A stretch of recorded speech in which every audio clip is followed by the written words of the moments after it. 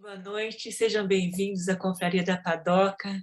Eu sou a Cláudia, sou curadora e mediadora da confraria, e aqui a gente está no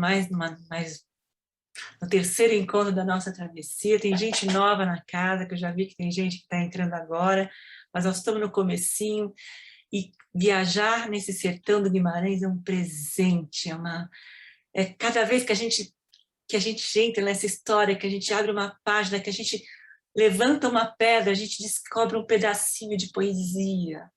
E a vida é feita desses pequenos encontros, dessas pequenas descobertas, dessas travessias, dessas veredas que a gente vai buscando, que a gente vai galgando, que a gente vai crescendo, que a gente vai se identificando, né? A gente tem um Riobaldo aí que busca uma identidade, que busca algo, que busca pertencer a algum lugar, um cara que está se formando. Então a gente vê um Riobaldo pequenininho, crescendo, amadurecendo, florescendo, encontrando o amor, e enfim, é uma coisa maravilhosa, é um presente esse Guimarães, e cada vez que a gente se depara com essa delicadeza, apesar da brutalidade, a gente tem o Hermógenes, a gente tem toda a história dessa guerra, dessa luta, dessa ferocidade, esse homem que é meio bicho, meio demônio, né? E é algo que está dentro de cada um de nós também, e de repente essa identificação que a gente faz com as pessoas, essa guerra, essa luta diária para sobreviver e para pertencer e para fazer parte de algum processo, mas sempre, sempre o mais importante é o amor, né? É isso que faz com que a gente continue acreditando e caminhando. E esse Guimarães traz esse amor, o Riobaldo de Adorim, de uma forma tão linda, tão maravilhosa, tão delicada. E é uma coisa que se insere na nossa memória poética e não sai mais. Então, a gente está aqui com a Casa Frida,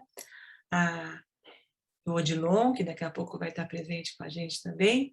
Vou passar a palavra para a Casa Frida para que ela possa se apresentar. Eu só peço a vocês, por favor, que a gente não pode ir para o viés político, porque senão a coisa sai da mão e a gente se perde nessa travessia, nesse caminho, né? Então vamos ficar dentro dessa história. Claro que tem política no meio da história, claro, esse Zé Bebelo, é impressionante esse deputado, essa garra, essa força que ele tem, esse domínio em relação às pessoas, né? Essa organização, nossa, impressionante esse personagem. A gente já vai falar dele daqui a pouquinho. Eu vou passar a palavra agora para a Carla. Sejam todos muito bem-vindos. Carla, a palavra é sua agora. A Casa Frida vai falar. Olá, boa noite a todos. Que prazer estar aqui com vocês no nosso terceiro encontro dessa obra magnífica, desse patrimônio da literatura brasileira, que é o Grande Sertão Veredas, com Guimarães Rosa, que falo com toda emoção porque é um autor que transforma vidas, né? Acho que não tem como passar por uma leitura como essa sem ter algum processo de transformação, né? Então, com muita libido, com muito investimento e com muito preparo, né, de muitas travessias por esse livro que a gente está aqui, né, oferecendo esse espaço para a gente compartilhar, ouvir as impressões de cada um, e também trabalhar essa questão da oralidade aqui nas trocas, que é uma das propostas dessa ciranda, a gente poder escutar as impressões que ficaram para cada um de vocês. Quem quiser depois compartilhar é muito bem-vindo, que eu acho que a travessia pelo sertão é muito mais interessante quando a gente está junto, né? E acho que esse é um percurso que a gente vem fazendo.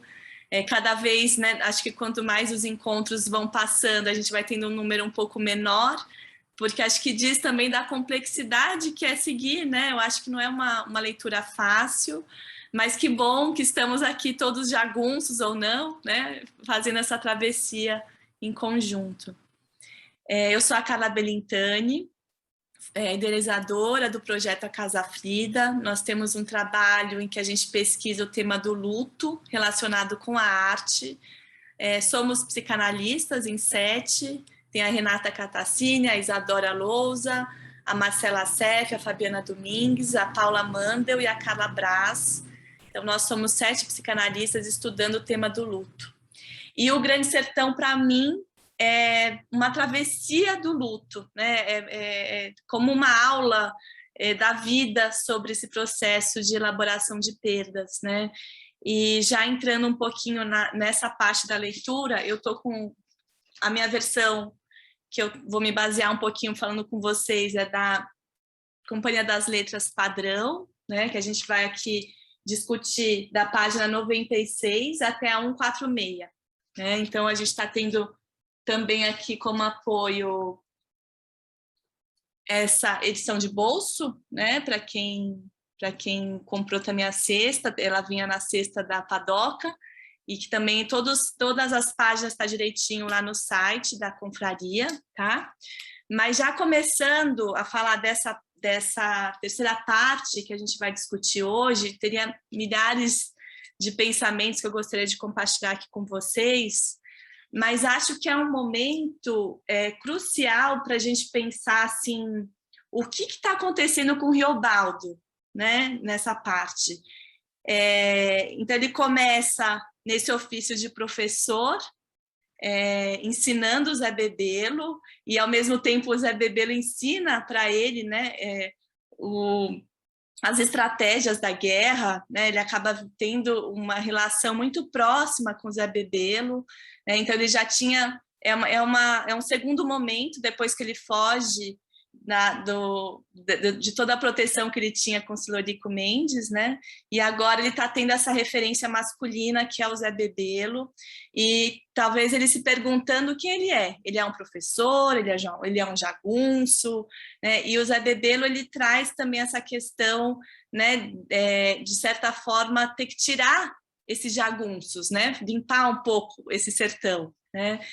E que a gente vai falar muito sobre o Zé Bebelo no próximo encontro, que vai ser no mês que vem, mas ele é um personagem muito importante aqui para a gente falar dele, né? E, enfim, a função que ele tem na história.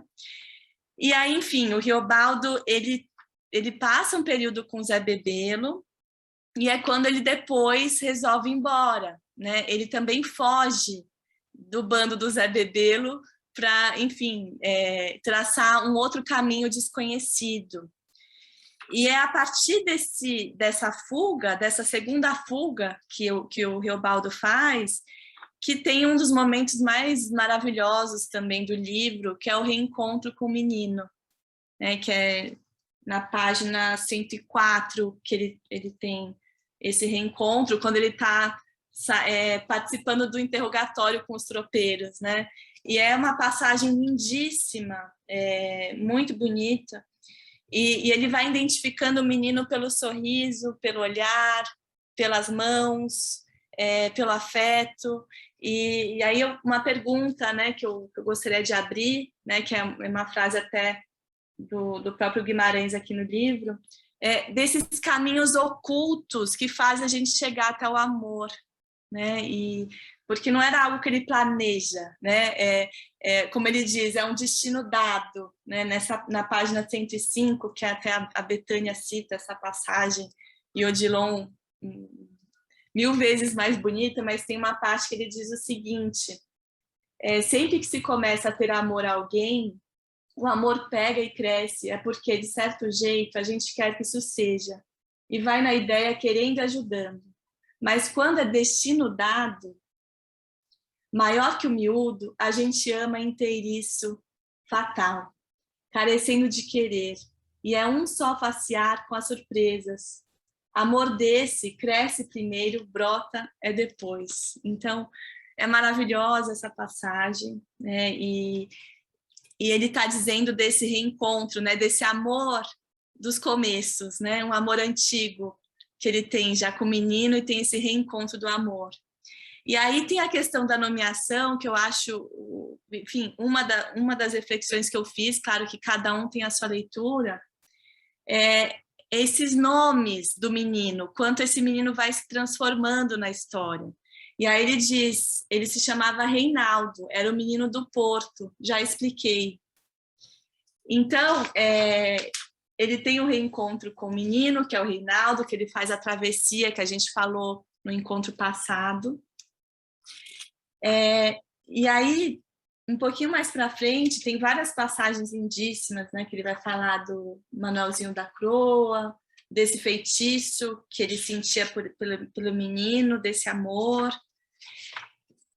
que eu acho muito interessante também, que é na página 111, quando ele fala dos afetos. Doçura do olhar dele me transformou para os olhos de velhice da minha mãe. Então, eu vi as cores do mundo. Então, o que eu pensei, assim, da gente poder conversar um pouco é o quanto a Bigri, né, que é a mãe que também está no encontro anterior, quando ele encontra o menino, ela falece em seguida.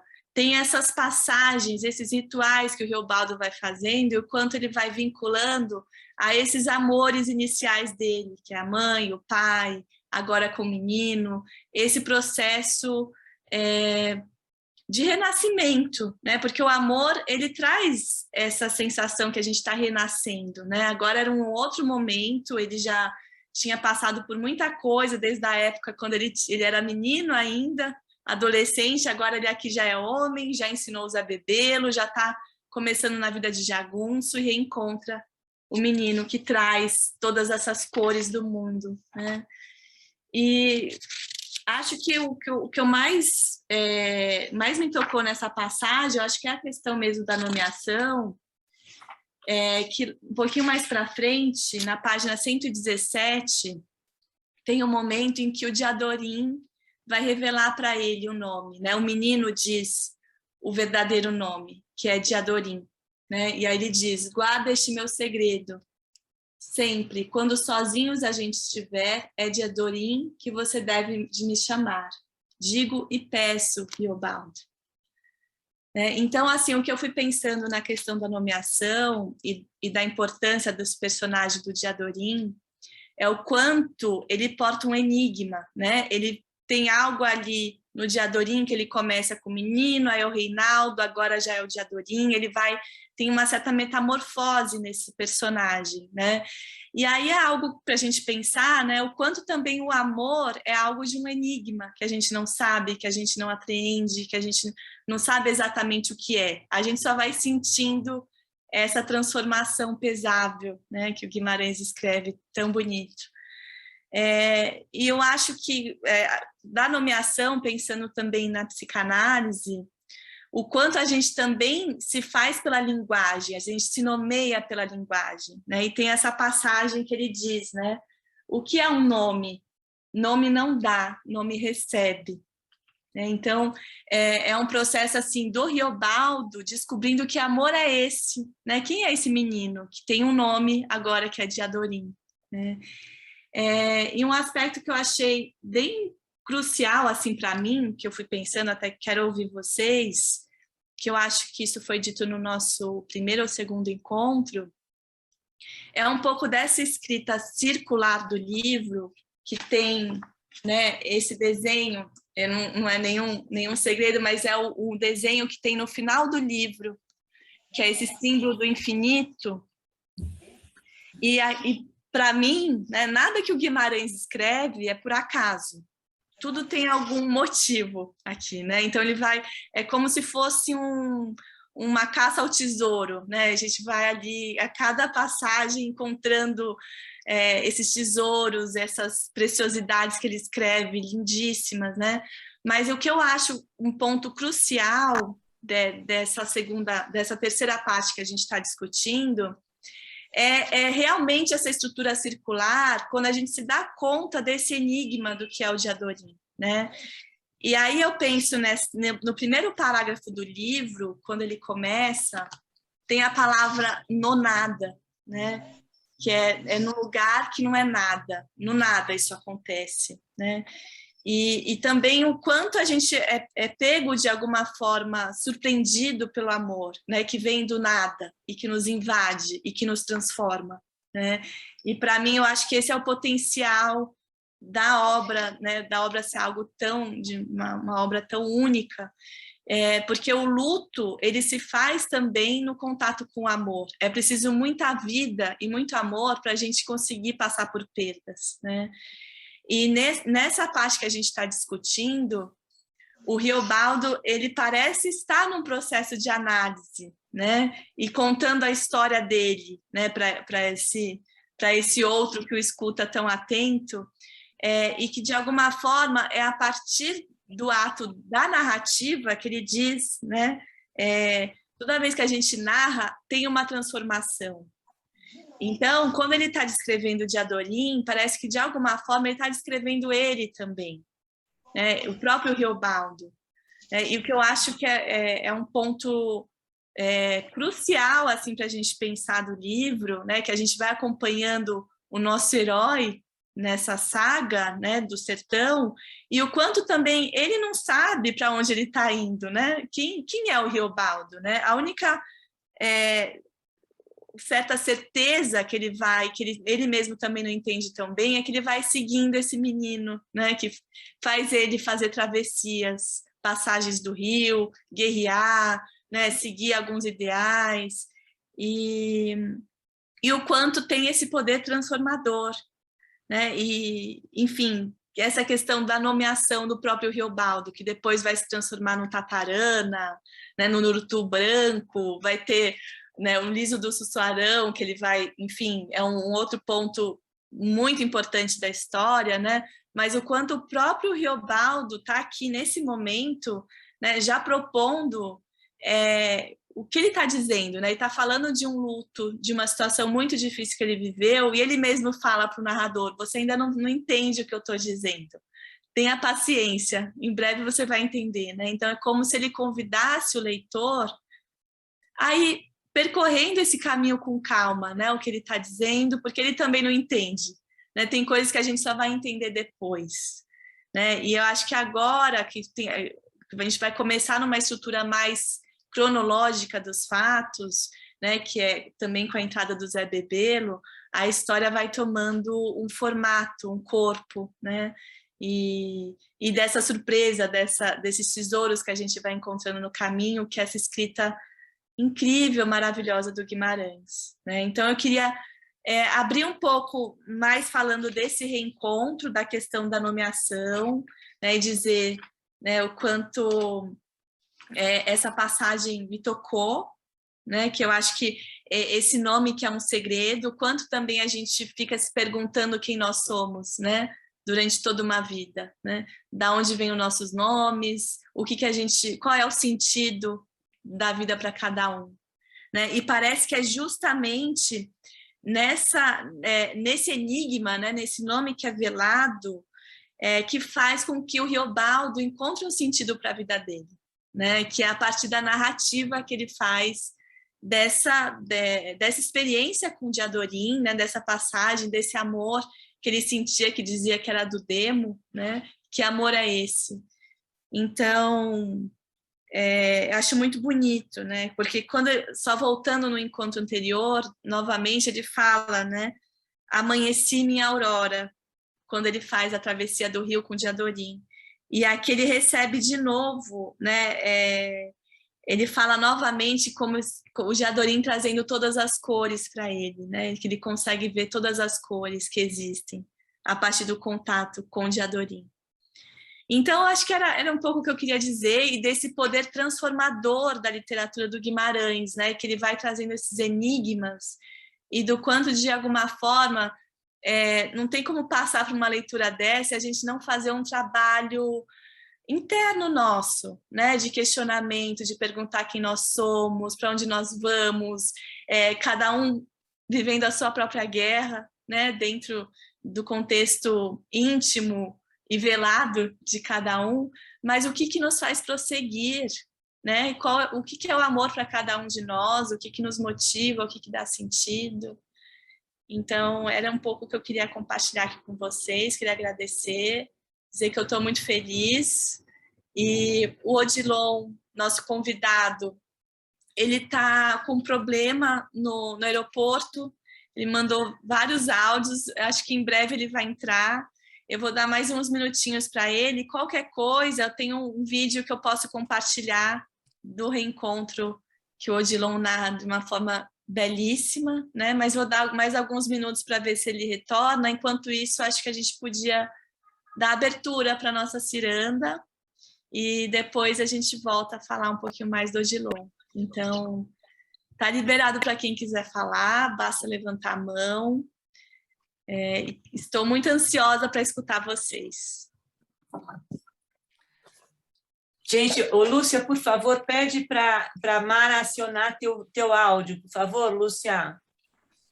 Só um momentinho eu vou passar para a Lúcia, porque ela não consegue acionar o áudio. Vou passar a palavra para ela. Eu já vou com você, Eliana. É importante também lembrar que o Hermógenes aparece aí de uma forma contundente, né, nessa parte, essa visão que o Baldo tem do Hermógenes é uma coisa impressionante, e essa luta dele, né, com ele mesmo em relação a esse amor, porque era um amor proibido, como ele podia amar daquela forma um homem, né, que aquilo atormentava ele e achava que era coisa do diabo. Lúcia, a palavra é sua, pode falar, bem. Sim, querida. Bem-vinda. Eu vi um trecho de uma... Acho que é de um filme, de uma coisa que foi passada já há bastante tempo, e num trecho em que ele vê Diadorim, quer dizer, na época ainda o Reinaldo dormindo, e ele diz: se você não fosse homem como eu te abraçava e te beijava, mas com um desespero tão grande. E esse desespero aparece na obra toda, né? Enquanto ele fica com aquela sensação perfeita de que ama aquele homem, e ele diz: mas eu que sou homem para todos os efeitos, homem para muitas mulheres, homem não sei o quê, como é que pode estar acontecendo isso, né? Mas nessa hora, então, em que ele vê Diadorim dormindo, quer dizer, Reinaldo dormindo, ele diz, né, isso, né? Como é que pode, né? Então, a obra é lindíssima, né, gente? É uma coisa assim que eu já li não sei quantas vezes, e quantas vezes eu começo a ler e começo a amar essa obra. Realmente é uma coisa deliciosa, né? A linguagem deliciosa do Rosa.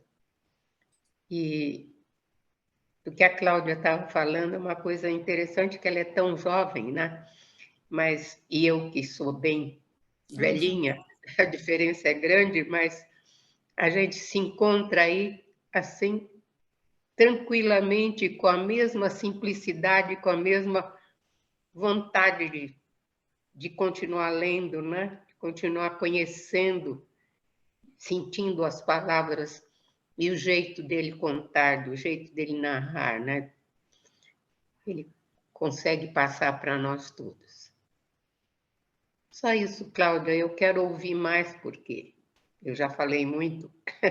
Inclusive, eu já aconselhei aqueles que vão começar a ler Guimarães Rosa que leiam em voz alta, porque vocês vão sentir outro sabor. É um outro sabor, realmente. E a Carlinha também fez isso, né? Lembra, Cláudia? Aquela lei em voz alta também. Ô, Lúcia, sua fala lembra essa passagem que ele deita no capim, né? Que o Diadorim estava deitado. É maravilhosa. É lindo, né? Ele quer se encaixar no corpo dele, né? E fica essa dualidade também, essa briga dele em relação. Ele acha que ele está possuído pelo diabo, que esse amor não tem que existir. E está toda hora sendo testado nesse amor, né? Aqueles jagunços que desafiam os dois, chega no Reinaldo. Nossa, e o Reinaldo vira uma fera ali. Eles têm que estar brigando com essa história o tempo todo, mas é muito linda.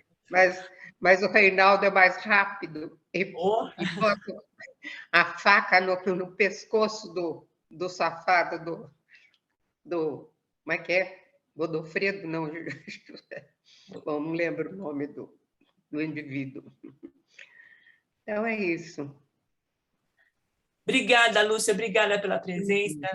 Seja sempre muito bem-vinda, viu? Isso é muito importante para nós. Obrigada pelo carinho, querida. Obrigada.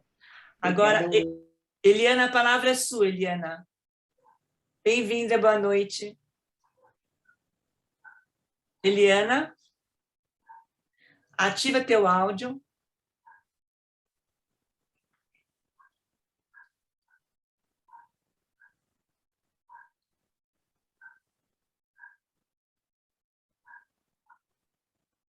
Não foi ainda, Eliana.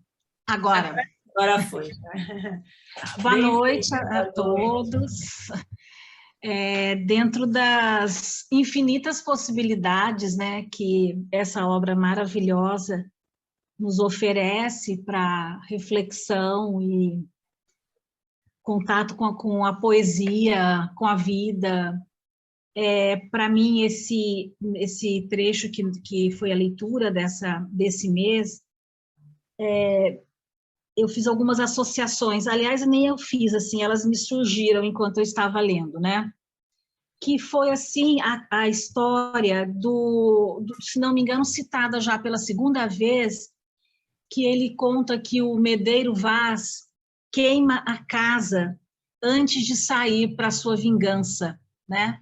Acho que ele já havia citado esse fato, e que ele queima a casa, assim, para que ele, acho que assim, a ideia é para ele não ter uma tentação de se acomodar, né? Não há mais nada para ele, a não ser a vingança dele, é aquilo que ele vai perseguir, né? Não voltar, se atirar. Aí, como é uma questão de queimar, daí eu me lembrei dessa expressão, até muito usada, mas falada em história, né? Não sei o tanto que é lenda ou não, que é a expressão de queimar navios, né? Que dizem, né? Que César mandava queimar os navios, mandou queimar quando os romanos tomaram de assalto os penhascos de Dover, na Inglaterra. Que os gregos queimavam seus próprios navios quando chegaram à praia de Troia, e os vikings também queimavam os navios quando eles chegavam no litoral para conquistar aquele povo, né? Então, é assim, é uma coisa do tipo, é vencer ou vencer, não tem retorno, né? Então, esse queimar navios, para mim, teve esse mesmo sentido do Medeiro Vaz queimar a casa dele, né? Seguir em frente. Aí tem uma música maravilhosa do Chico Buarque, né? Que é Eu Te Amo, que ele fala, né? Se ao te conhecer, dei para sonhar, fiz tantos desvarios. Rompi com o mundo, queimei meus navios. Me diz para onde é que ainda posso ir. Então, aí, a expressão queimar navios sai da questão da guerra, da conquista de um território, para a entrega amorosa. E é isso que acontece no reencontro, né? O Reobaldo, ele queima... Aí tem um pedaço ali, um fragmento, que ele vai contando para esse interlocutor, parece que ele faz uma retrospectiva das mulheres que ele teve. Ah, porque teve essa, mas assim, colocando todas em um campo único e de Adorim em outro campo, né? E ali ele se joga, ele queima os próprios navios, ele se torna jagunço, inclusive ele, retomando, né, a metáfora da questão do fogo, ele deixa aquela fogueira da filha do Malinácio queimar, né, que estava tudo combinado para colocar a fogueira no alto do morro lá, para eles se encontrarem de novo, e ele nem lembra, nem vê se tem fogueira, porque ele reencontrou o menino, e aí ele embarca mesmo, né? E aí acredito que, como também a Carla mencionou, né, ele faz uma distinção, eu acho, né, entre dois tipos de amor, né? O amor que a gente quer que seja e vai cultivando, né? E o amor que é o destino dado, que é maior que o miúdo, que cresce primeiro, brota depois. Então, este é o amor de queimar navios, que era o amor dele, que foi o amor dele por Diadorim, né? Deixar para trás tudo. Ele joga sem mesmo compreender, sem saber quem era aquele ser, né, que o seduz, que o atrai, sendo o outro homem, ele não sabe, mas ele se joga, porque não é possível voltar para trás, né? Ele já queimou tudo. E esse amor que queima, né, as fogueiras, muitas vezes não é o amor com quem a gente fica, né, e estabelece um relacionamento duradouro, é aquele amor que chega e toma conta, né, às vezes por um período curto. E esse tempo que a gente passa com esse tipo de amor, que é como ele coloca aqui, essas são as horas da gente. As outras, de todo o tempo, são as horas de todos. Tá? Então, essa diferença, né? Foi isso que me veio desse reencontro belíssimo dos dois e dessa história aí, né? De queimar navios, deixar tudo para lá para viver esse grande amor. Era isso. Que lindo, Eliana! Nossa, que maravilhoso! Se você puder colocar no bate-papo algumas citações que você leu, foi tão bonito. A gente tem também uma playlist do Grande Sertão no material de apoio, que todos vocês podem adicionar músicas. Então, quem quiser, né? Você citou uma parte maravilhosa da música também. Aham. Muito boa essa reflexão, muito bonito. Obrigada. Bacana, Eliana, essas fogueiras, né? Essas coisas que a gente tem que queimar, é como se a gente tivesse que apagar o passado e seguir, né? Também tem essa conotação de não ter nada para trás, é aquilo que está na minha frente, é aquilo que me impulsiona. E sempre, né? E o Riobaldo fala nessa coisa dele sentindo as coisas se queimarem, as casas queimando. E ele também está queimando por dentro o tempo todo, ele está numa febre, né? Muito bem colocado a música Eu Te Amo do Chico, porque ele é um desvario aquele amor, né? Que essa que coloca. E aí tem ele tem febre no corpo de tanto amor. É lindo isso também, né? E tem essa culpa, essa coisa pecaminosa que ele carrega, essa coisa do diabo que ele nomeia como o diabo, que não é coisa dele, que é coisa do demônio. Agora, impressionante como traz a Casa Frida para a gente, a Carla, essa construção de si mesmo. Porque a gente vai pegando um pedacinho de cada um e vai se construindo. Cada vez que as pessoas que transitam na vida da gente, que participam da vida da gente, emprestam um pedacinho delas para nós e a gente vai se moldando dessa forma. Então, de repente, ele se coloca nessa situação do menino, da mãe, que sai da mãe, é sempre um renascimento. Depois ele vai para o pai, que é o padrinho, né? Ele foge do padrinho, ele vai para o Zé Bedelo, ele não se encaixa no Zé Bedelo, ele anda a esmo ali também, não consegue criar uma identidade própria, e de repente ele cai aonde? De novo nos braços do menino. Né? Ele falou, bom, esse aqui é o meu destino, é um destino que me foi dado e eu vou seguir. Ele não era nada daquilo, não era jagunço, ele não era Zé Bedelo, ele não era nada, ele era de Adorim. E quantas vezes na vida a gente não faz esse percurso circular, né? Que é essa imagem do livro. Muito bonito. Impressionante. E são os mesmos caminhos, todo mundo passa pelos mesmos caminhos. É lindo isso. Muito bacana a tua colocação, Eliana. Muito bacana. Obrigada por fazer parte. Muito bom te ouvir. Obrigada. Eu vou só interromper um pouquinho. O Odilon está aqui online e está no aeroporto e tem alguns minutinhos para participar com a gente. E a gente já passa aqui a fala novamente, porque daqui a pouco ele vai embarcar. E então, daqui a pouquinho a gente já passa para a Cláudia e para a Ivani, tá bom? Odilon, que bom que você conseguiu. Odilon!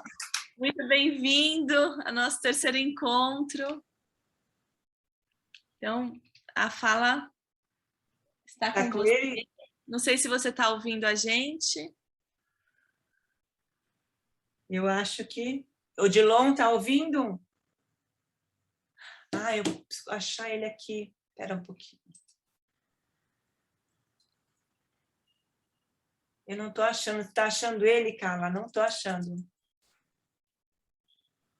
Ele está com o celular. Eu não estou conseguindo achar ele aqui. Ele acabou de mandar mensagem. Achei.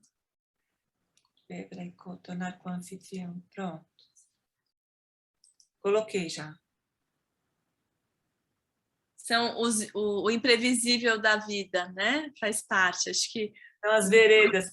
Trânsito faz parte também do Grande Sertão, né? Eu não sei se ele está conseguindo ouvir. Mas qualquer coisa, a imagem dele não aparece aqui. Mas a gente interrompe, se ele entrar, manda uma mensagem para ele que se ele entrar, a gente interrompe e ele fala, porque ele está em trânsito mesmo, ele havia dito já. Ele tentou gravar algo, mas ele não está acionando, Carla. Tá Então, bom. Então vamos continuar, quando ele voltar eu aviso, então. Pronto. Desculpa. Imagina, não tem problema. Cláudia, a palavra é sua agora, bem-vinda. Pode acionar teu som, isso. Boa noite. Bem-vinda. Tudo bem? Boa noite, tudo bem? Que alegria estar aqui com vocês. Xarai apaixonada por Grande Sertão Veredas de Guimarães Rosa e companhia, né? A Carla começou a falar sobre nomes, né?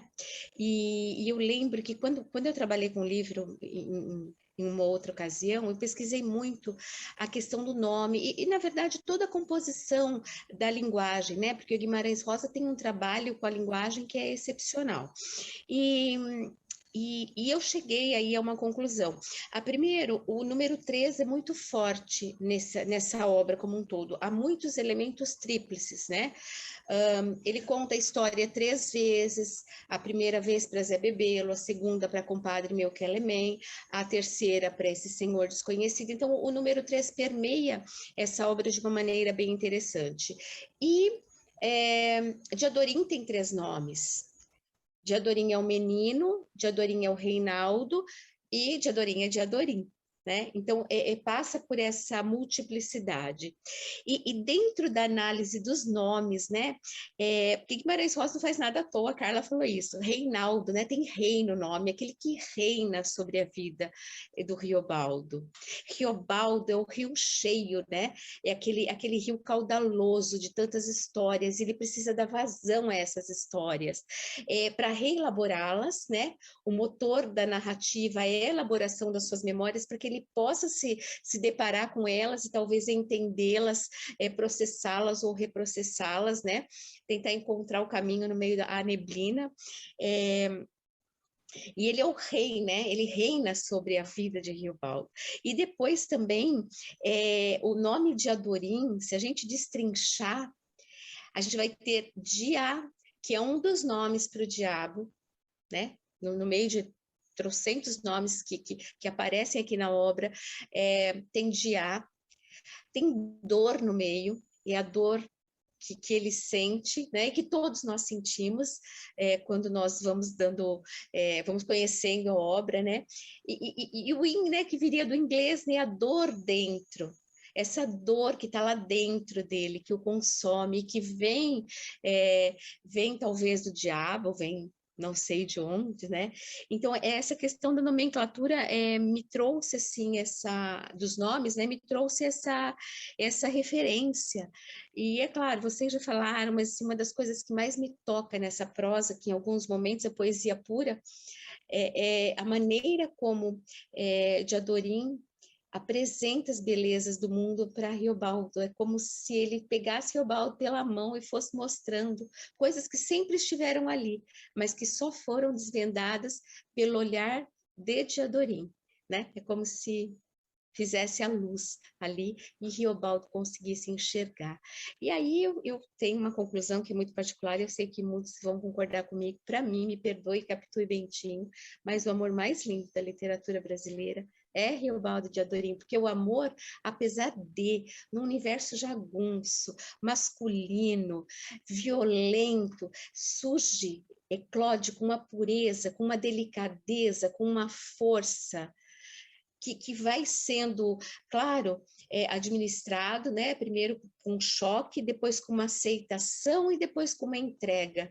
Então, eu acho que essa é o que eu tinha para falar um pouquinho hoje, assim. Eu, como Riobaldo, também preciso falar um pouco dessa obra, porque, meu Deus, né? Ela é forte demais, é maravilhosa demais.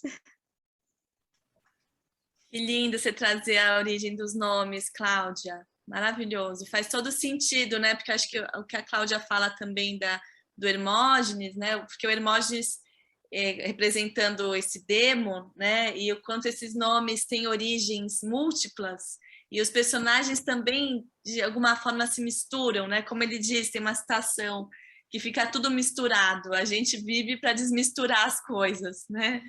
E, então é maravilhoso te ouvir, assim, que contribuição. E a narrativa dele é uma tentativa de desmisturar as coisas, embora ele saiba que ele não consiga fazer isso. Ele não consegue fazer isso. É isso mesmo. Obrigada, A gente tenta, né? Muito bom, Cláudia, a gente transborda bom, mesmo, né? A história do Guimarães, muito bacana, uma delícia te ouvir também, muito gostoso. E os nomes, né? Essa nomenclatura, né? Essa busca da origem, que não é só a escrita do Guimarães, independente da história, a gente se busca e a gente tenta entender para que a gente veio. A gente se autonomeia no meio da travessia. A gente se reconhece nessa travessia. E ele vai tirando as peles, a metamorfose, né? O Riobaldo vai tirando, descamando, trocando de roupa. Uma hora ele está de uma forma, outra hora ele está de outra forma. E ele vai se metamorfoseando e ele vai se crescendo nesse processo. Então, é maravilhoso, né? E justo na oralidade, a forma como ele traz isso, como ele narra a história, que ele consegue ressignificar aquilo para ele, fazer um sentido completamente diferente. Ele próprio, através da oralidade, contando a história dele de uma forma não linear, que ele vai e volta nos processos, é aquilo que pesa para ele, ele consegue também se refazer, é um eterno renascimento. Muito bacana, obrigada, Cláudia. Obrigada pelo carinho e pela presença. Ivani, bem-vinda, Ivani. Olá, boa noite a todos, a todas. Sempre é um prazer enorme estar nessa ciranda, né? De fato, a grandiosidade e a complexidade da obra oferece um campo para sucessivas descobertas e, mais que isso, para inesgotáveis desafios. Eu me concentrei nas 50 páginas, né, de 96 a 146 do livro grande. Penso que nestas páginas estão condensadas toda a narrativa, a síntese de toda a história. Do meu ponto de vista, a narrativa destas 50 páginas se revela os conflitos consigo mesmo, que giram em torno de tormentos, aflições, dúvidas, traição, culpa e lamento. Haja vista a página 106, ele diz, né, no livro, todo tormento. Ele diz, comigo as coisas não têm hoje, anteontem, manhã. É sempre tormento. Sei que tenho culpas em aberto. Então, do meu ponto de vista, suas inquietações, esses tormentos, aflições, estão em tratar do seu amor por Diadorim, negando haver inclinação homossexual.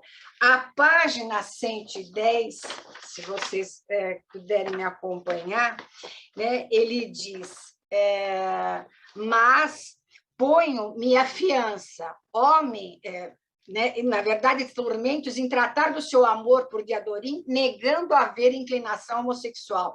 A página 110, ele diz, abre aspas, mas ponho minha fiança, homem, muito homem que fui, e homem por mulheres. Nunca tive inclinação para os vícios desencontrados. Repilo que e sem preceito.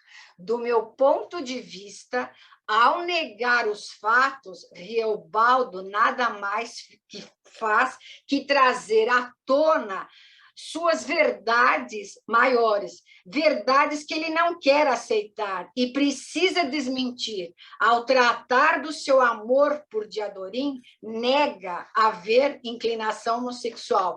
E o que vai declinar ou descambar na relação Diadorim-amor demoníaco.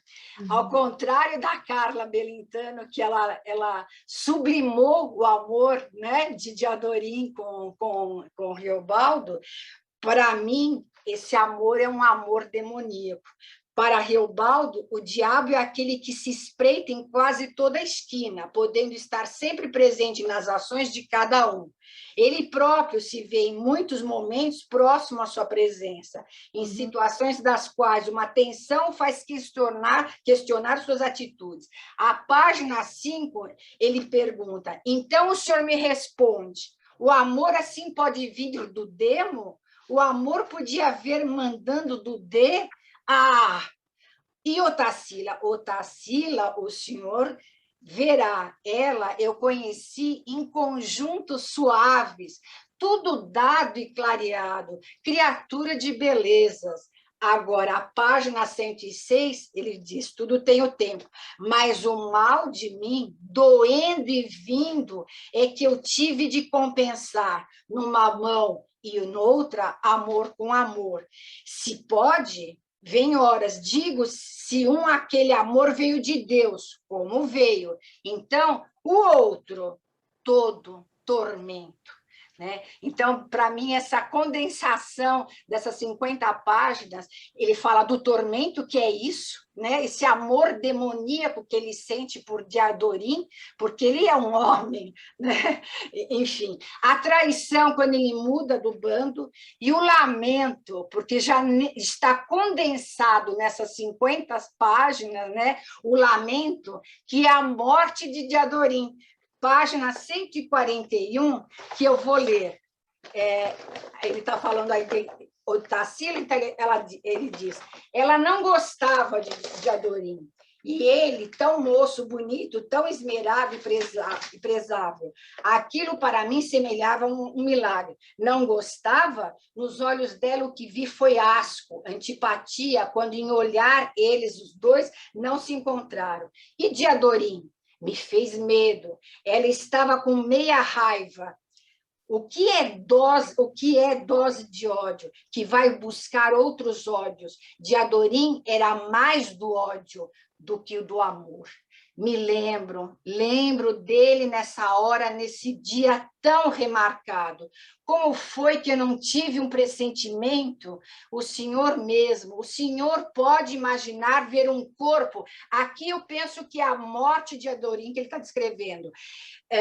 Como foi que não tive um pressentimento? O senhor mesmo, o senhor pode imaginar de ver um corpo claro e virgem de moça, morto à mão, esfaqueado, tinto todo de sangue, e os lábios da boca descorados no branquiço, os olhos de um terminado estilo, meio aberto, meio fechado. E essa moça de quem o senhor gostou, que era um destino, e surda esperança em sua vida, de Adorim, e tantos anos já se passaram. É isso que eu... da síntese dessas 50 páginas, o que eu compreendi. É maravilhoso. Ivani, voltando na história da Otacília, ele compara a Otacília à Nossa Senhora. Ele tinha um erotismo, não era uma relação erótica, não era uma relação carnal com a Otacília. Ele não tinha esse desejo ardente que queimava nele, né? Em relação Exato, ele fala, e a Otacília era um dado clareado, uma criatura de belezas. Ao contrário, então, esse era um amor, né, talvez sublime, eu não sei, mas agora do Diadorim era um tormento. Né? Ele diz, a página 106, 2, 3 vezes ele repete a palavra tormento. Né? Isso era um tormento, como ele poderia amar, né? Reinaldo, né? Enfim, acho que o demônio era o próprio amor demoníaco de Adorim mesmo. Mas é muito duplo isso tudo também, né, Ivani? É fato isso, né?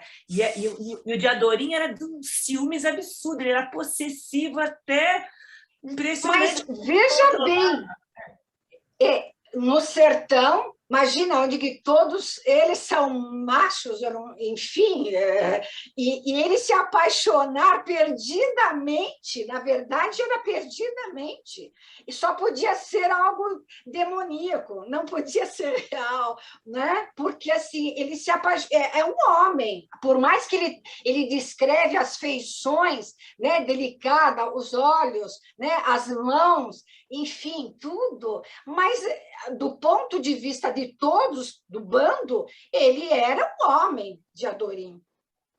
E assim, e você se apaixonar, ele não admite, porque ele diz aqui, né, que eu agora me perdi. Olha, então, na página 110, a sem vergonhice reina, tão leve e leve pertencidadamente, que por primeiro não se crê no sincero sem maldade. Está certo, sei, mas ponho-me a fiança, ó, o homem, muito homem que fui, e homem por mulheres. Nunca tive inclinação para os vícios desencontrados, repilo que e sem preceito.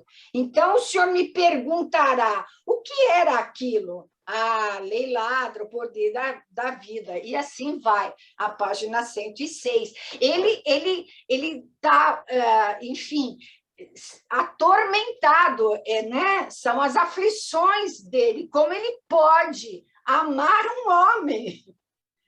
Mas, ao mesmo tempo que é uma tormenta, é um descanso na loucura ali, né? O amor dele pelo Diadorim. Ele consegue se apaziguar com esse sentimento.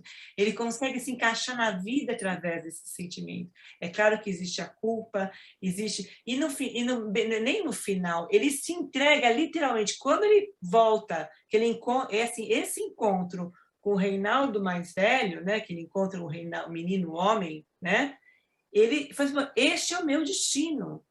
Ele não discute ali, é aqui que eu vou. Eu não sou Zé Bebeiro, eu sou o Reinaldo. Ele vai atrás do menino, né? Que aqui... Não, essa passagem só, né, dessa função do Diadorim na vida do Riobaldo, quando você diz da maldição, né, Ivani, que eu acho que eu falei maldição, é pesado. Não deixa, ele fala até que era uma maldição, né, de um feitiço. Aqui na página 135, sim, ele diz, né, meu corpo gostava de Diadorim, os olhos dele não me deixaram.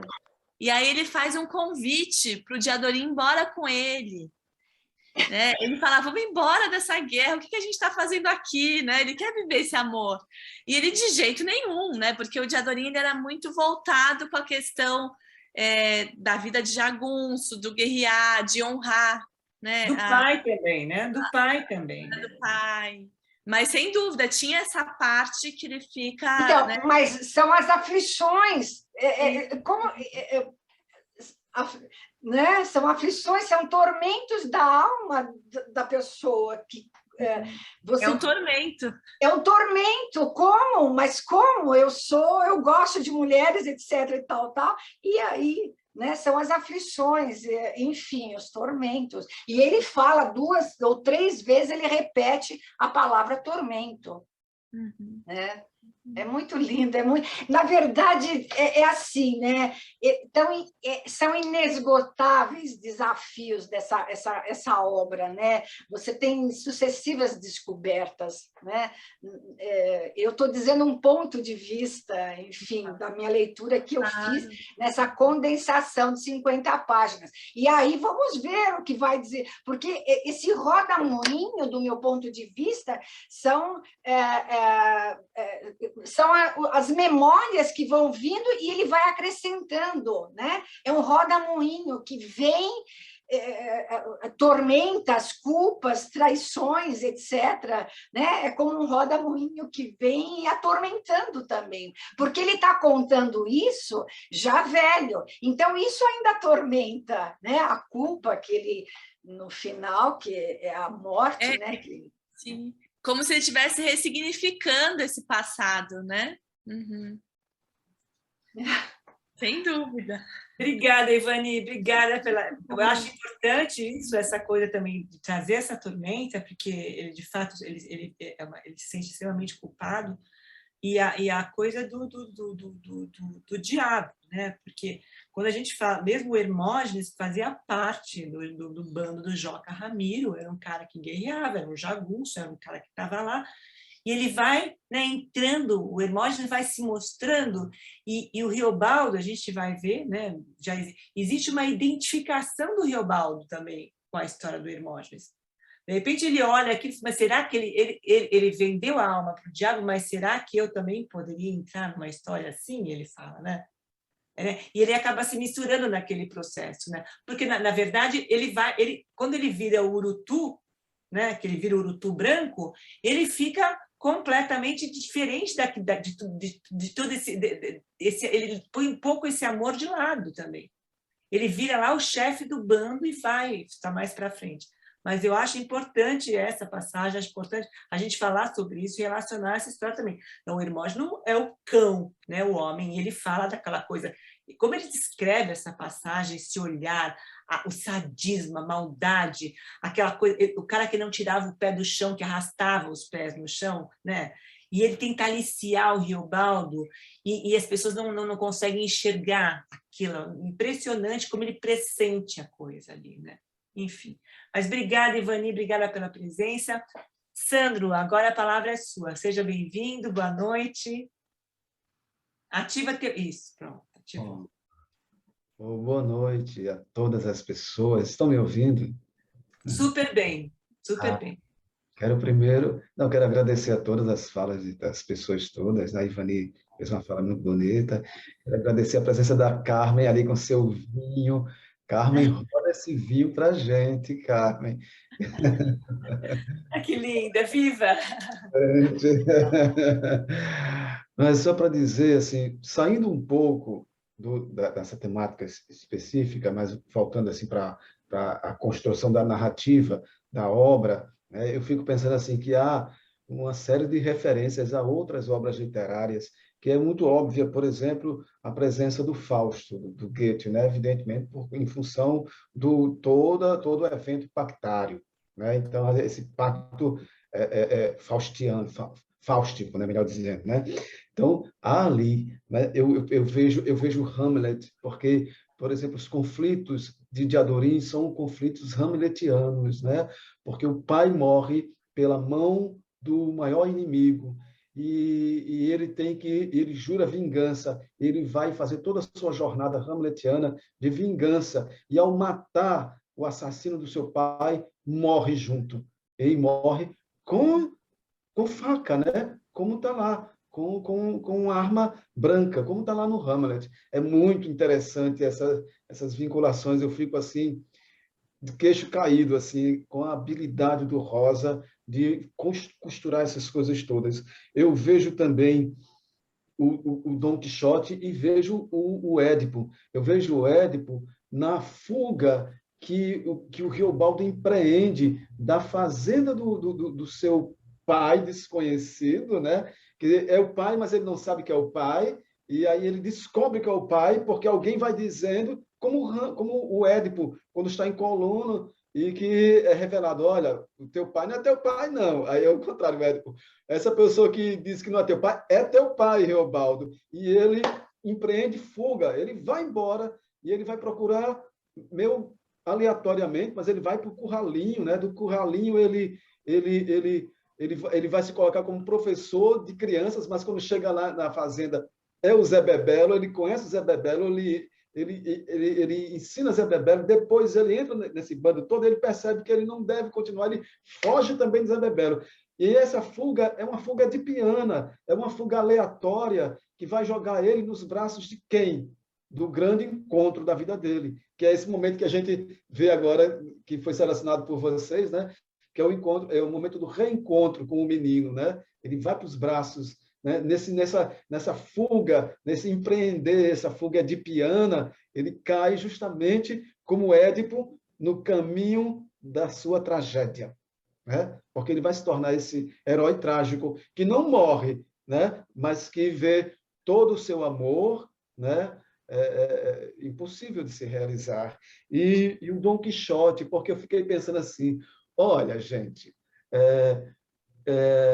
o Dom Quixote, ele de tanto ler romance de cavalaria, ele pira total e ele meio que sonha com aquilo tudo. Ele pira mesmo, né? Pira, ele sonha acordado que ele é um cavaleiro e vive toda aquela experiência louca de vento e tal. Eu vejo o Riobaldo mais ou menos assim, porque ele não tinha... bom, ele tinha aquela coisa, né, pro jagunço, mas quem ensina ele a amar o jagunço? Seu Lorico Mendes, que vai contar as histórias, que não falava muito sobre dinheiro, não falava muito sobre fazenda, não falava muito sobre mulher, mas gostava de contar causos. E o que ele gostava mesmo era de falar de jagunçagem. Através desses relatos, o Riobaldo se apaixona perdidamente pelo mundo da jagunçagem, porque ele já tinha uma loucura pelo Joca Ramiro, e quando encontra Joca Ramiro naquela noite, na fazenda, assim, ele fica assim, extasiado. Então, eu estou fazendo meio que um exercício, assim, gente, eu não sei se eu estou fugindo muito do nosso tema, porque, na verdade, é para dizer isso, que nesse empreender dessa fuga edipiana, ele encontra o grande amor, ele reencontra o grande amor, que é o Reinaldo, né? Riobaldo e Reinaldo. Nosso nome faz um par. E é isso que eu queria dizer, gente. E, Carmen, eu quero esse vinho. Fantástico, nossa, genial. Muito bom, Sandro, muito bacana, né? Toda a história da humanidade no sertão, né? Impressionante como ele mistura, e a história da nossa vida também.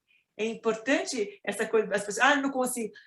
É difícil entrar na vida da gente, é difícil entrar nas nossas fraquezas, é difícil olhar para a nossa história da forma como ele olha. E é exatamente o que você falou, ele faz uma miscelânea das grandes obras da humanidade e traz para a gente com esse sabor de sertão, com essa coisa toda, com esse amor, com essa fúria, com essa paixão, com esse tormento da vida que trouxe a Ivani para a gente.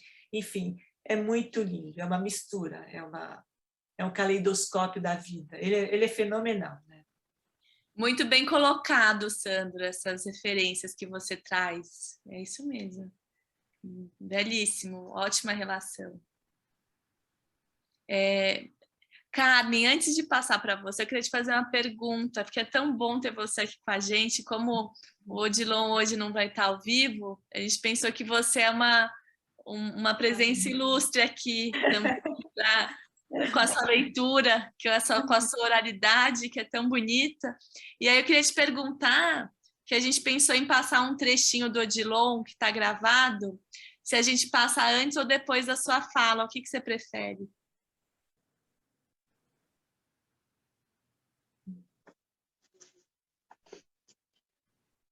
Odilon, óbvio que é Odilon, claro, para animar essa conversa, para trazer poesia com aquele sotaque, não é?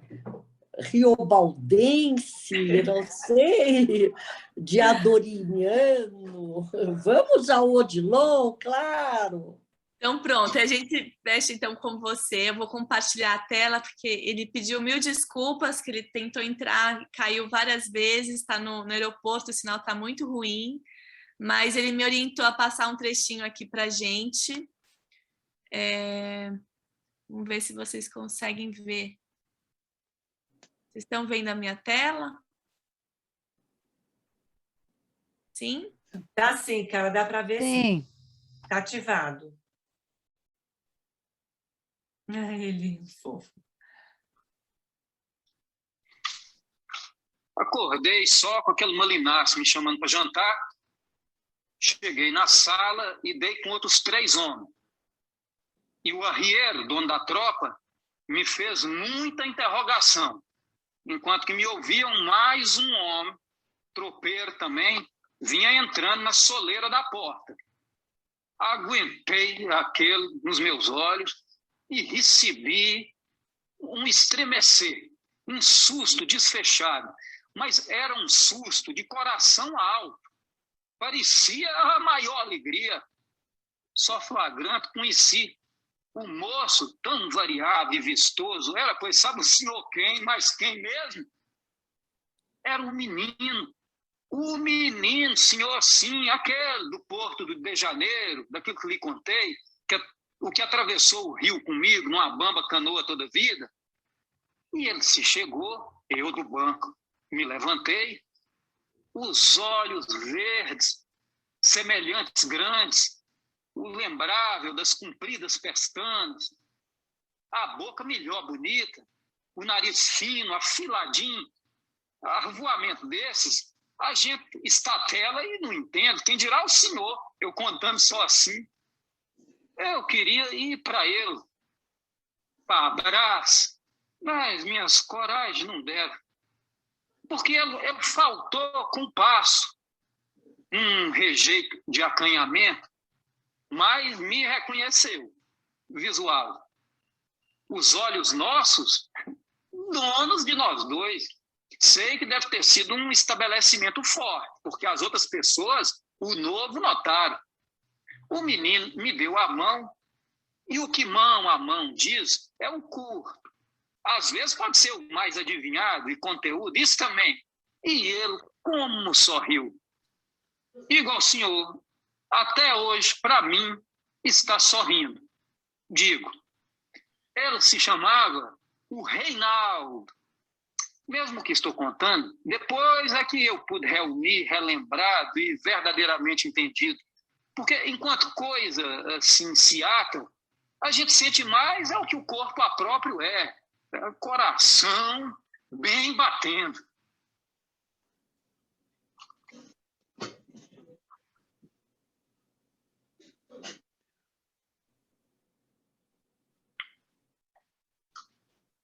O Reinaldo se chegou para perto de mim, o que ele falou foi com a sucinta voz.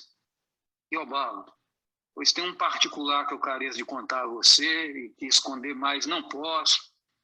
Escuta, eu não me chamo Reinaldo de verdade. Esse é nome apelativo inventado por necessidade minha. Carece de você não me perguntar por quê. Tenho meus fados, a vida da gente faz 7 voltas, se diz, a vida nem é da gente. Ele falava aquilo sem rompante e sem entonos, mas antes com pressa. Quem sabe se um tipo de pesar e vergonhosa suspensão. Você era menino, eu era menino, atravessamos o rio na canoa, nos topamos naquele porto. Desde aquele dia é que somos amigos, que era, eu confirmei e ouvi. Pois então, o meu nome verdadeiro é Diadurim. Guarda esse meu segredo. Sempre quando sozinhos a gente estiver, é de Diadurim que você deve me chamar. Digo e peço, Riobaldo. Assim eu ouvi. Era tão singular. Muito fiquei repetindo em minha mente as palavras, modo de me acostumar com aquilo. E ele me deu a mão.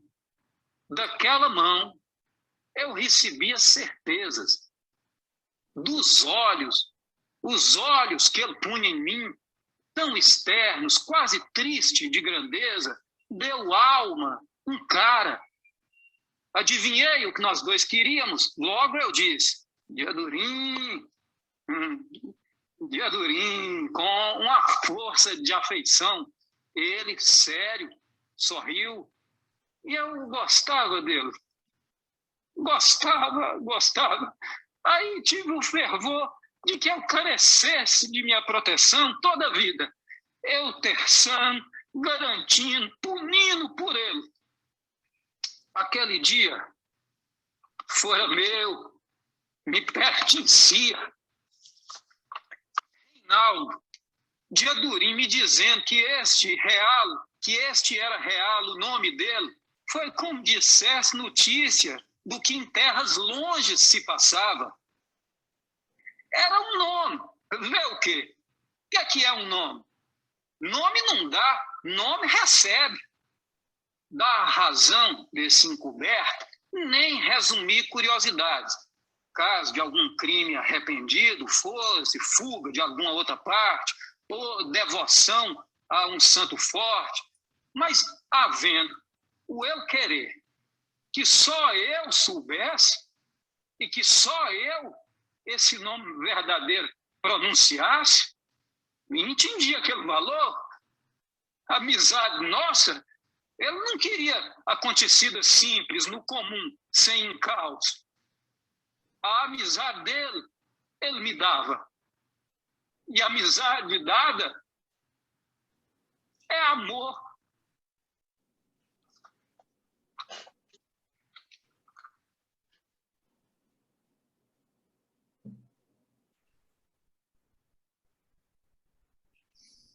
Que lindo, né? Ele não tá... Ele é uma coisa, seu Odilon, gente, não é possível. E essa coisa da proteção que o Riobaldo, quando que o Diadorim dá de presente o nome dele para ele, então eu quero guardar ele para mim, vou proteger, vou ficar. É aquilo, e a gente sente esse amor como se estivesse dentro da gente explodindo, é muito lindo. Muito bom, enfim. Olha, muito gostoso. Esse Odilon, nem aqui, quer dizer, mesmo no estando ele está, né? Impressionante, ele é um querido. Agradecimento a ele, um fofo, um querido. Ele traz esse Riobaldo para a gente dessa forma tão...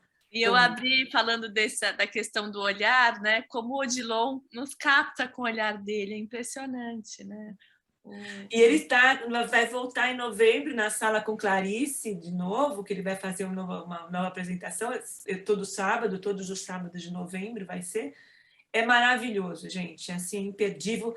Tentei ficar que nem a Carmen, tomando um vinho, bebericando, comendo alguma coisa, bebericando vinho, assistindo o Odilon, programaço de sábado à noite, é uma coisa maravilhosa. A gente vai colocar o link aqui para vocês também. Ele é muito lindo, ele é muito querido. É pura poesia, né, Odilon? É um menino, nossa, especialíssimo. E agora, né, para finalizar, um presente para a gente também, a Karen, com essa coisa, com essa alegria, com esse colorido, com essa vontade de vida que você tem, que é uma delícia, e todo mundo te espera também. Bem-vinda, Karen. Oi, ai, que emoção ouvir esse homem, né? Que pena que eu não pude participar da tertúlia, porque eu queria falar de uma experiência muito particular minha, que eu fui naquela... Eu ainda vou ter essa oportunidade de falar do quanto eu me envolvi com aquele jantar literário que ele nos ofereceu. Eu não sei, sabe, mas, olha, eu vou contar para vocês, eu escrevi até um texto, mas eu não pude, assim, apresentar e participar, porque eu tirei férias uns dias aí, fui com as minhas irmãs para o meio do mato, sem o mínimo de celular, de nada, fomos pegar umas praias desertas, bom, mas, gente, só para falar a experiência de grande emoção, eu quero que isso fique, assim, registrado, porque eu ele começou a falar da repartição dos pães, eu fui me envolvendo de tal maneira, né, no conto clariciano, aí eu peguei um guardanapo, um prato, e comecei a performar, sabe, a viver aquilo, sabe, como se eu estivesse alimentando por dentro e compartilhando aquele pão e aquele... Aí eu escrevi um texto, depois de como, sabe, lindo.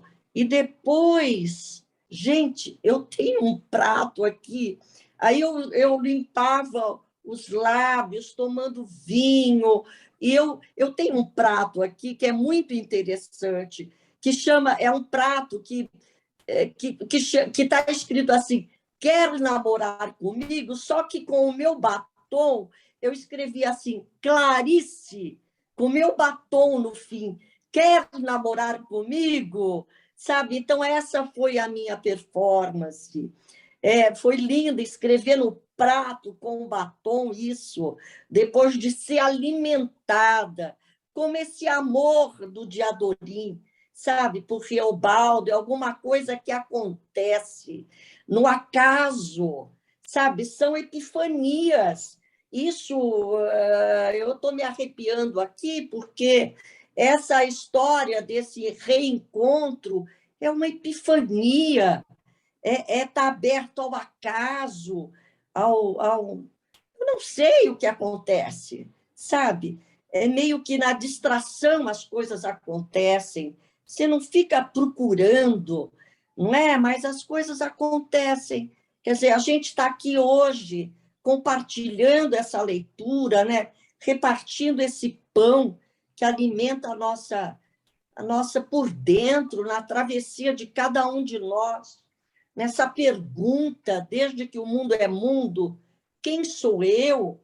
sabe? Sou ou não sou, como bem lembrou Hamlet, né? O nosso amigo, enfim, com essa delicadeza toda, essa amarração poética, com toda essa poesia e filosofia que ele vai nos trazendo, não é? De um jeito tão suave, o Guimarães, que eu chamo, é meu xamã, Guimarães, né? É o meu xamã.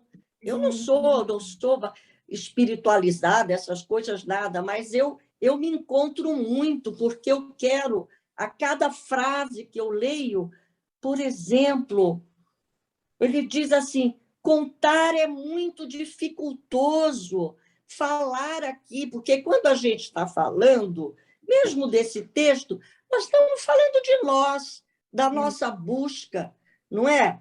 Das nossas dificuldades.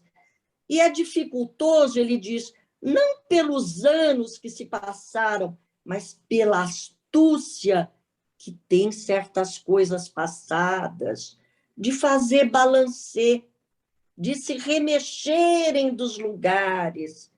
O que eu falei foi exato? Foi, mas teria sido. Agora acho que nem não. São tantas horas de pessoas, tantas coisas em tantos tempos, tudo miúdo, recruzado. E assim é a vida, né? Feita desse inesperado constante, das contingências. Sou eu e minhas circunstâncias, assim de Schopenhauer.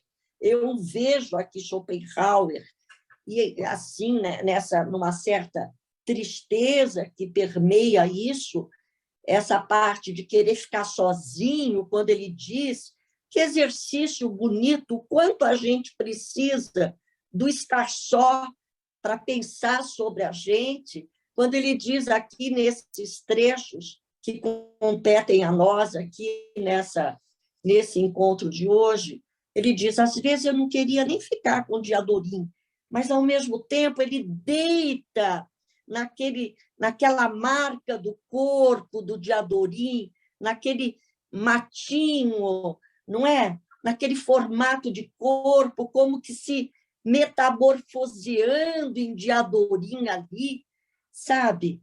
Isso é muito bonito, porque essa relação de amor ela se faz muito por identificação, por idealização, não é? Então, é lindo esse contorno que ele faz.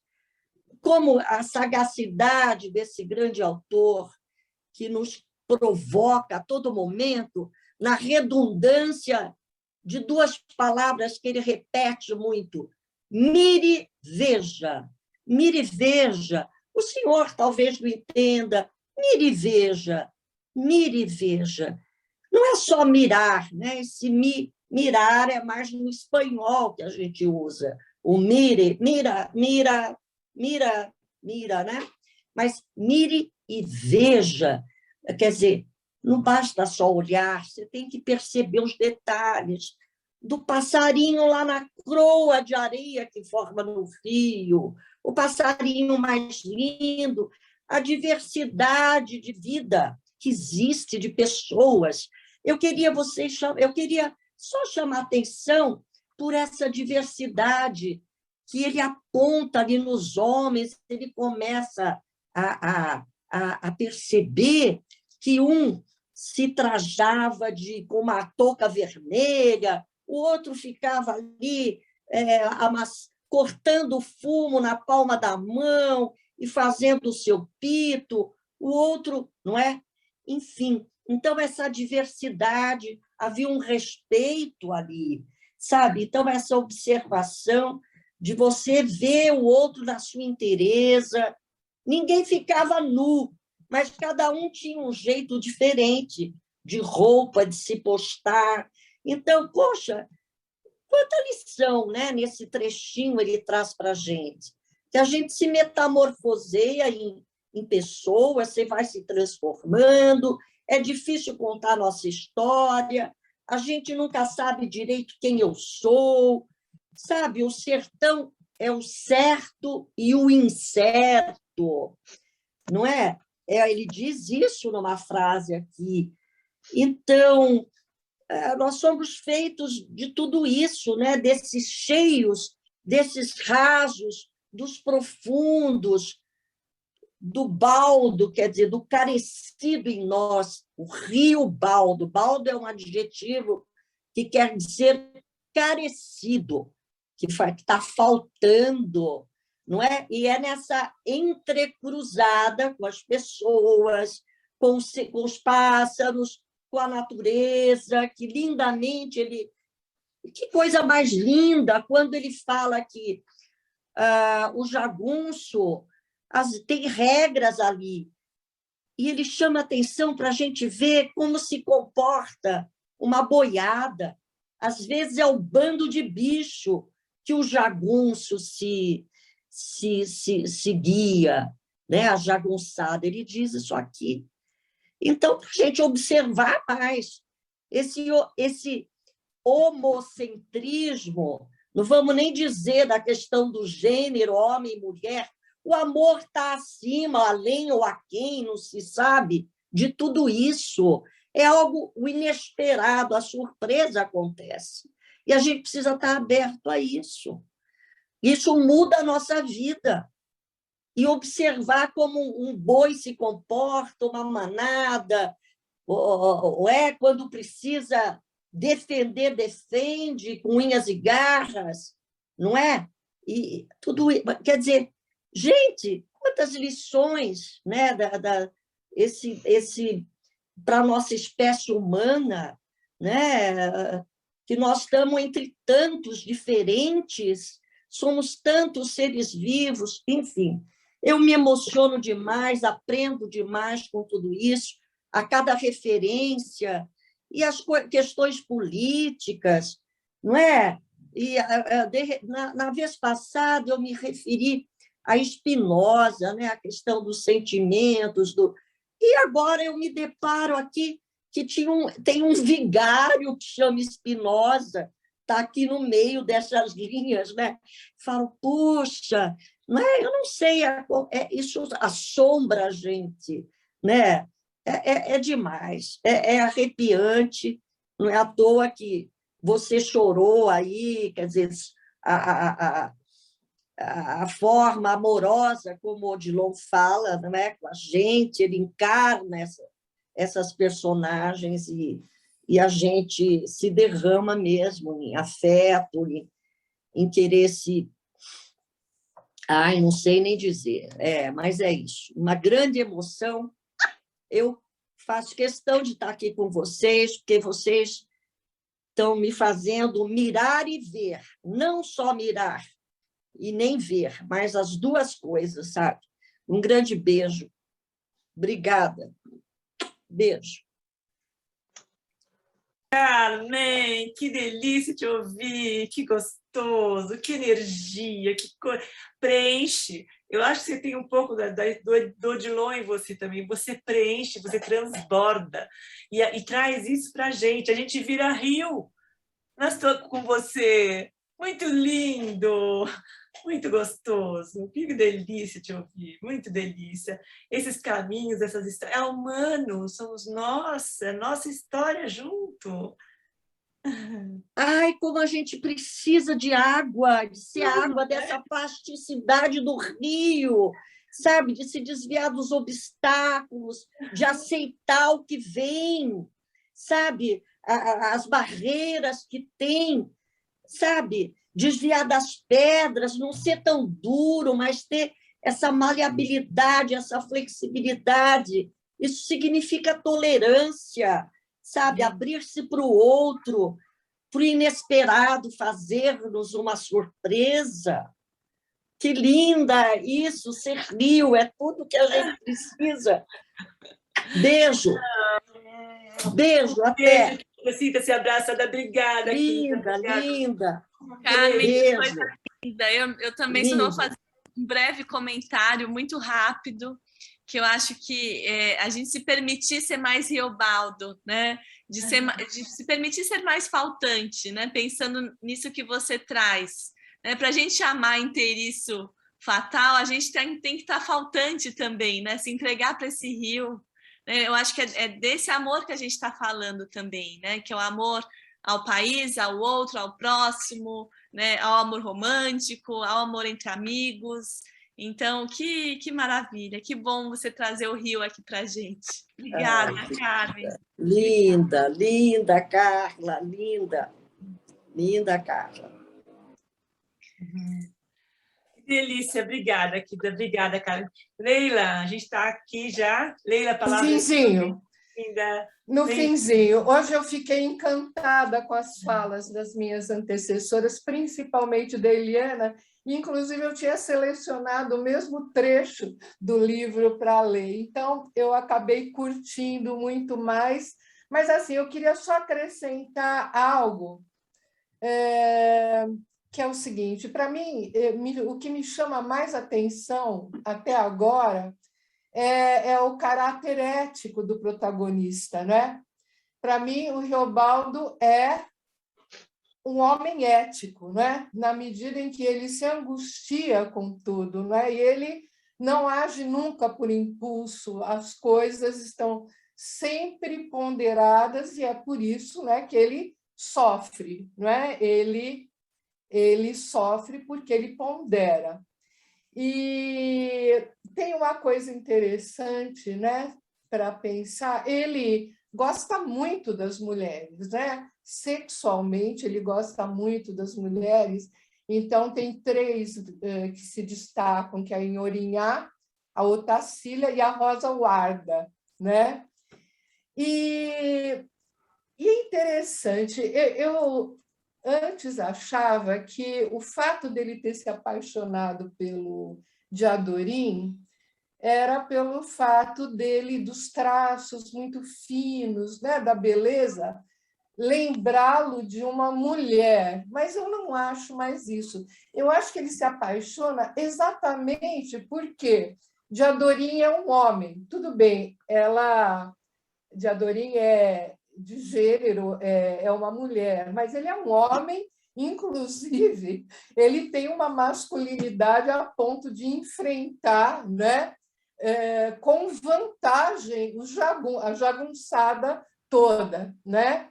E quando ele tem esse encontro com o Riobaldo, eu acho que o que me parece muito bonito também é que o Diadorim, de quem não se fala muito, mas eu quero falar um pouco exatamente do Diadorim.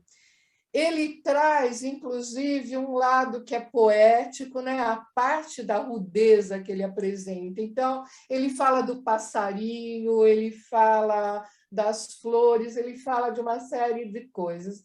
Então, para lembrar a respeito do amor, né? Eu acho que tem uma coisa muito bonita, que é o seguinte: quando você ama e é amado, é como se o melhor de você viesse à tona, né? Viessem outros aspectos de você que você não pode vivê-los, né, de outra maneira.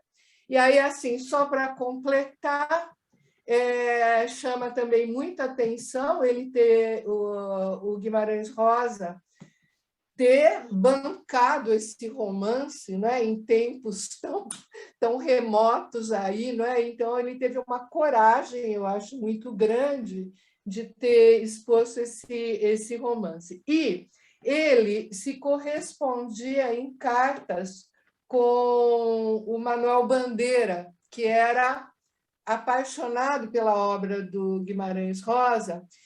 E o Manuel Bandeira fala para o Guimarães Rosa no final: por que é que você não manteve o Diadorim como homem, né? Não manteve o Diadorim homem até o fim. Era a única coisa, ele admirava demais a obra, mas ele lamentava que o Guimarães não tivesse mantido o Diadorim de sexo masculino.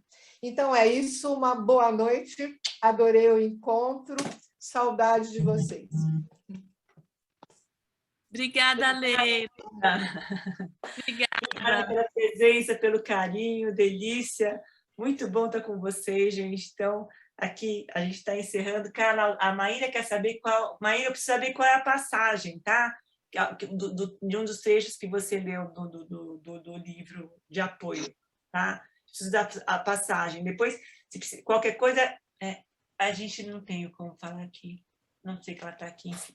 Ela queria saber qual é a página que você marcou. Você falou alguma coisa, mas que você falou de tantas passagens que eu não tenho...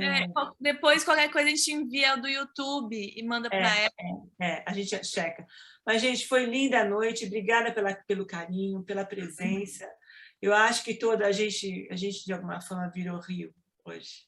Hoje a gente entrou numa correnteza, numas veredas aí, trouxe um monte de história, um monte de coisa junto, linda história, linda os depoimentos, as declarações, os olhares, enfim, e vamos celebrar o amor, seja ele da forma que for, é lindo essa forma de amar, qualquer maneira de amor vale a pena e vale amar, e é isso que é o grande nome. E tem toda essa dualidade, tem todo esse medo. Ele fala muito do medo também. A gente se dizia, né? A gente se encanta tanto com o amor. Olha que bacana esse grupo. A gente se encanta tanto com o amor que a gente acaba se desviando dessas outras coisas, né? Da história do Hermógenes, da história daquela coisa animal, aquela coisa, o respeito pelo outro, que quando as pessoas cortam o dente à faca, né? Para parecer um bicho, para ter... Imagina aquela passagem impressionante. E ele fica assistindo aquilo e as pessoas têm um prazer de estar ali para ficar com aquela tipo dente de piranha, né? Impressionante, né? E cada um no seu contexto, na sua história. E esse é o grande da vida. E a gente poder partilhar isso tudo é mágico. É maravilhoso. E eu queria dizer que a gente espera vocês no dia 25, que essa próxima parte a gente vai entrar bem no Zé Bebelo, principalmente, né? Mas... isso que a Cláudia também está falando, né? O Hermógenes vai começar a ganhar cada vez mais espaço também, acho que a gente não tem como não se dedicar a ele, mas só complementando um pouco, né, a passagem de hoje também, o Hermógenes presenteia o Riobaldo, né? Interessante essa passagem, o quanto eles se encontram ali, né? Que ele dá arma para ele de presente, enfim. Mas queria dizer que essas trocas fazem a gente poder rever, né, as travessias que a gente faz a cada releitura dessa obra maravilhosa do Grande Sertão, e o quanto a gente está, de alguma forma, sempre nesse processo também de entender a nossa nomeação, a nossa origem, o nosso rio, as nossas correntezas, né? E é muito bom estar aqui ouvindo vocês, é um presente, isso vai dar sentido a essa travessia também. Eu queria agradecer todos vocês estarem aqui. Obrigada, Cláudia, também pela parceria, pelos bastidores. E esperamos vocês, então, no dia 25. E o Jean está aqui também, que bom. Aqui, o Jean, cadê você, Jean? Queria te ver, depois a gente conversa. Cadê o Jean? Eu estou tentando olhar, não estou conseguindo achar. Dá um oi para o Jean, também adoro Guimarães. Olá, Jean. Um trabalho incrível. Cadê o Jean? Lindo, que ele musicalizou muitas passagens do Grande Sertão. Olá, Jean. Tudo bem, queridas? Tudo bom? Em breve vocês vão poder ver no YouTube o Sertão na Canção, que é essa sinopse cantada que nós fizemos do Grande Sertão Veredas. Eu vou disponibilizar isso para vocês, tem no YouTube. Em breve, vocês vão poder assistir o show inteiro, que eu acho que é uma coisa interessante. E a gente cancionou um começo, o meio e o fim da obra, e a gente narra os textos também, mas Guimarães é inesgotável, né? Hoje eu já aprendi muito aqui com vocês, é muito legal, muito bom. Vida longa para Ciranda. Obrigada, Jean, obrigada. Muito bem-vinda. Depois a gente vai pegar um pedacinho de você para a gente também.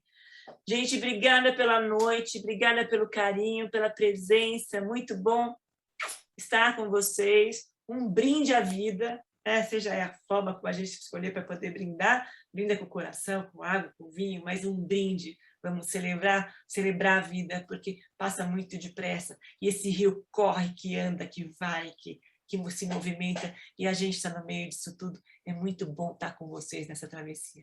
Boa noite para vocês. Boa noite. Obrigada.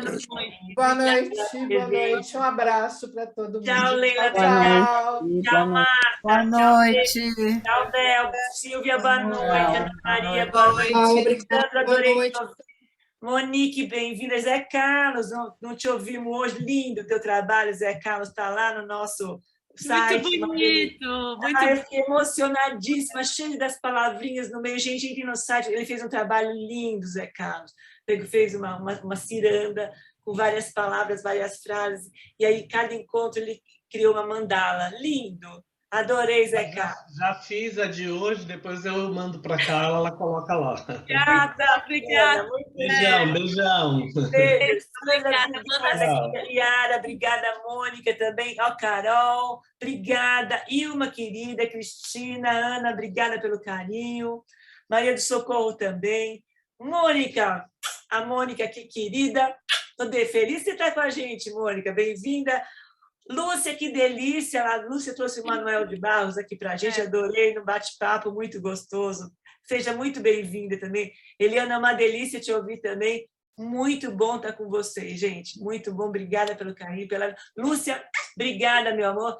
Obrigada, Sandra, obrigada pelas palavras. Cris, beijo para vocês. Obrigada pelo carinho, gente. Obrigada por... Matheus, obrigada. Olha ele aqui com a gente, gostoso. Ele falou que ele vinha e veio. Obrigada, viu? Obrigada, Cristina e Ilma. Obrigada, gente. Um beijo para vocês. Obrigada a todos. Obrigada, Cláudia. Boa noite, Casa Frida. E viva. Vamos embora no Nova Travessia. Tá bom? Obrigada, gente. Um beijo. Um beijo. Vou falar uma coisa. Eu só queria falar. Nós vamos fazer o calendário do Grande Sertão para o final do ano. Então, nós vamos selecionar 12 frases. Se vocês quiserem mandar para a gente as frases que vocês mais gostaram do livro, pode mandar, e a gente vai fazer uma banca para poder escolher essas frases, e a gente vai montar um calendário maravilhoso com essa travessia linda que está acontecendo aqui com a gente. Tá bom? Um beijo para vocês. Obrigada pela presença. Cristina, beijo para vocês. Pilar, boa noite para vocês. Gente, obrigada. Boa noite para vocês. Cris, um beijo para você. Tchau, meu amor. Dá um beijo. Natal, um beijo, gente. Um beijo. Obrigada.